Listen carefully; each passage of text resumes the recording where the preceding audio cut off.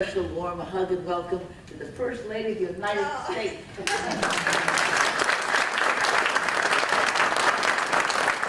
What a thrill to have you with us. You know, I think of my father every time I come to St. Jude, and I always miss him, but I must tell you, especially this week. And from the very start, he vowed to protect girls and boys from the ravages of catastrophic disease. Engraved at the entrance, I'm sure you've seen the words, "No child should die in the dawn of life." And he didn't mean no American child. He meant no child, anywhere. And that is why this day looms so large in the magnificent history of this beloved place. How proud my father would be to see the hospital that he founded deliver on that promise today. We are so deeply honored to welcome 4 new children to our St. Jude family. They are such warriors. They escaped deadly war at home, and now they must escape the deadliest illnesses in their little bodies. And these mothers, my God, when I first met them yesterday, I was simply overcome. They don't speak English, as many St. Jude parents don't, and we always have our interpreter standing by. But who needs an interpreter to understand gratitude? Each of these moms took my hands with their tearful eyes, with all appreciation, for providing a safe haven for their precious children. And I told them, no, don't thank me. We thank you. Your babies are the reason we built this place. And I had tears in my eyes, too. Overnight, these families have become immigrants in a foreign land. But at St. Jude, immigrants hold a special place in our hearts because St. Jude was founded by immigrants. My father, the 10th child of impoverished immigrants from Lebanon, gathered a dedicated group of first-generation Lebanese and Syrian Americans to help him realize his vision. And together they built this remarkable hospital as an expression of thanks to this country for opening its arms to their parents, who came to these shores carrying only the dream of a new land for a better life. If that doesn't prove what immigrants bring to this country, I don't know what does.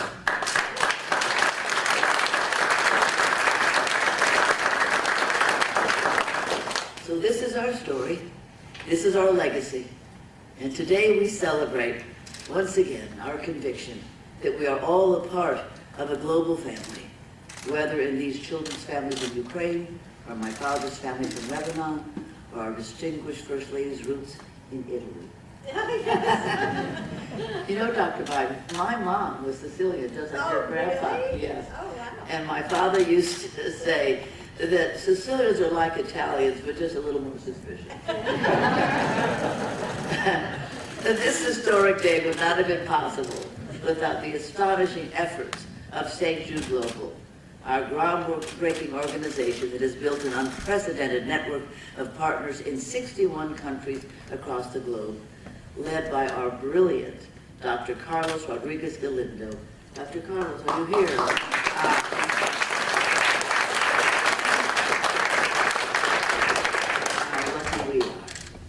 And how lucky we are we've been able to move more than 600 Ukrainian children during this frightening crisis and deliver them to safety in Poland, Germany, Italy, Switzerland, and many other countries. And to ensure their safe care, it's been a breathtaking and breathtaking effort. For 60 years, St. Jude has been a beacon of hope for families in their darkest hour. And today that beacon shines farther than ever. That is our mission, and that is our promise. And now, I am very pleased to introduce to you the perfect ambassador to St. Jude, because she was a patient herself. She came to St. Jude when she was just 10 years old, and the care she received here not only cured her of her cancer, but set her on a life path she never would have imagined. I asked the First Lady if she'd like a chair, but she insisted on standing. She said, I'm a politician's wife, I'm used to standing. So, ladies and gentlemen, please meet Ashley Tyler.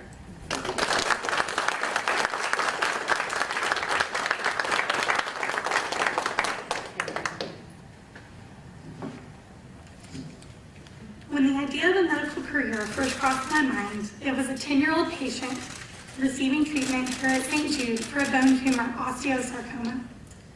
During the most terrifying time of my life, my St. Jude nurses cared for me and my entire family. That experience inspired me to do that for others.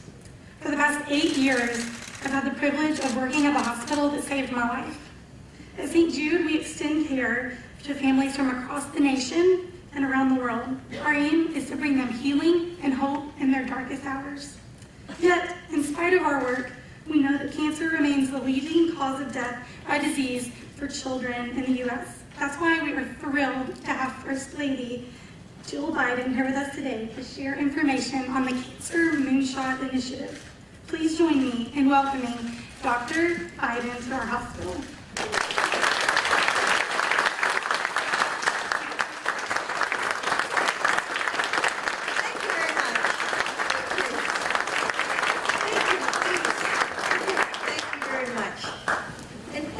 Actually, clearly you were called to your profession, and your story is such a good reminder that small acts of kindness really save us, when we're going through the hardest times.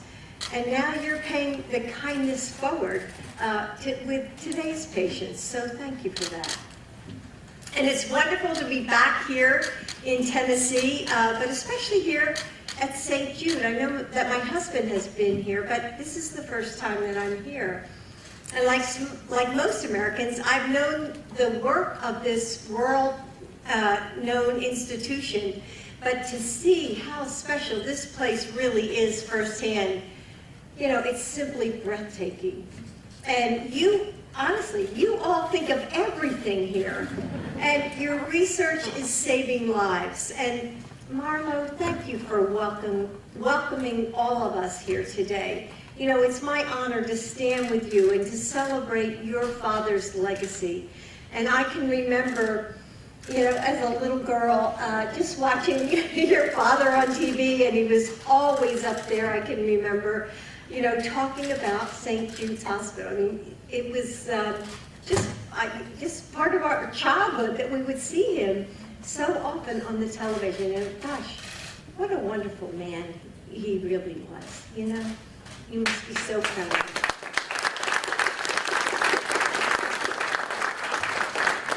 And Congressman Cohen and Mayors Strickland and Harris and our dear friend Joyce, thank you for being with us today.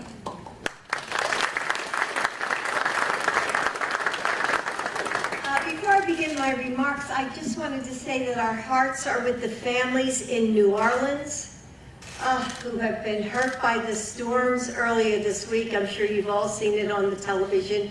So please keep those families in your prayers. And I don't know about all of you, but it's just like, these days I think we're all just sitting in front of the TV praying constantly. It's the people in Ukraine, people in Poland, I mean, just, people in New Orleans. A lot of people are going through tough stuff. So prayer never hurts. And, as parents, I mean, we would do anything, I think, to keep our children safe. And that's why one of the hardest parts of a cancer diagnosis is that paralyzing sense of helplessness. But here at St. Jude, hearing about so many cutting-edge approaches to this disease, we are reminded that we aren't helpless. In fact, we're living in a time of incredible possibility. And Dr. Downing, thank you for showing me around, and I'm just so inspired by all the things that are happening here. I mean, just look at the people in the audience, the doctors, the nurses, the scientists. I mean, honestly, you are incredible. Just your passion for this and your dedication and your hearts. I mean, I just see it all throughout the hospital.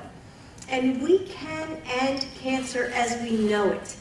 And that's what the Cancer Moonshot is all about. And it's about listening to patients and survivors and their families and finding new ways to ease the burdens they face. It's about delivering new effective treatments, including for childhood cancers, that turn a diagnosis from a moment of devastation into hope. And it's about bringing the brightest minds and the fiercest hearts to the table to learn and collaborate and discover together. And that's who you are.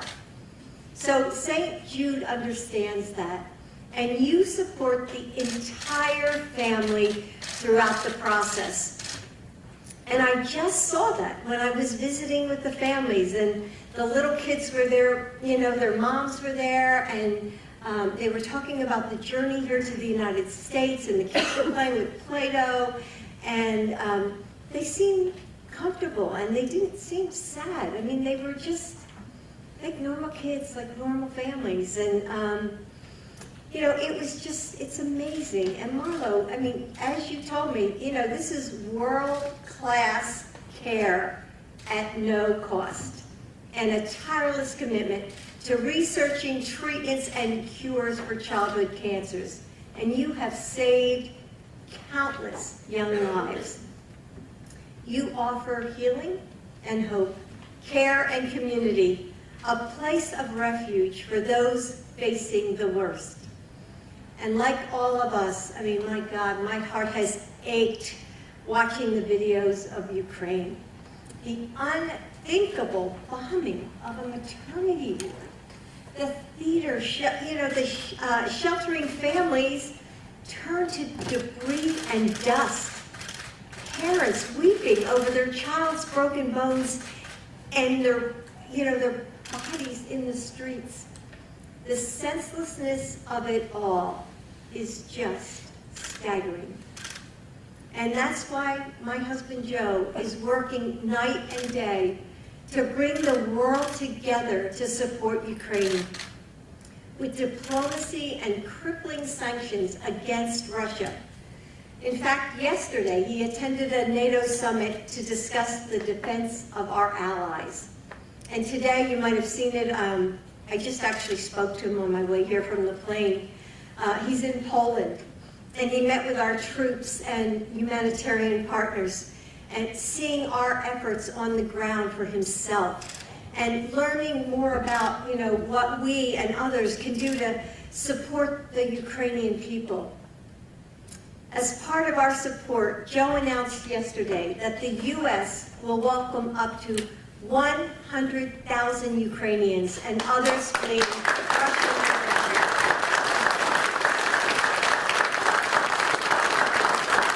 But when I learned that St. Jude was working with hospitals in Europe to bring some of the Ukrainian children with cancer and their families here, I felt so proud, and I wanted to join you in welcoming them. We stand with Ukraine, and we're praying for their families. So thank you, all of you, to St. Jude and everyone who helped bring these children to safety. We often hear that a measure of a society is how we treat our most vulnerable members. We know that we have a responsibility to care for children. But anyone who has held that tiny life, who has looked into those big saucer eyes and felt those impossibly strong fingers just wrap around your own, knows, you know it's much more than an obligation. It's a joy, a gift, the honor of a lifetime. And not just our children, but like you said, Marlo, all children. Because inside each one is a world of possibility, of hope, of all the better tomorrows. We pray that will come. And we owe them an end to cancer as we know it. We owe them safety and health. We owe them happiness and joy, the chance to be a kid, you know, and together, all of us, as we keep on working, we can do this together. Thank you.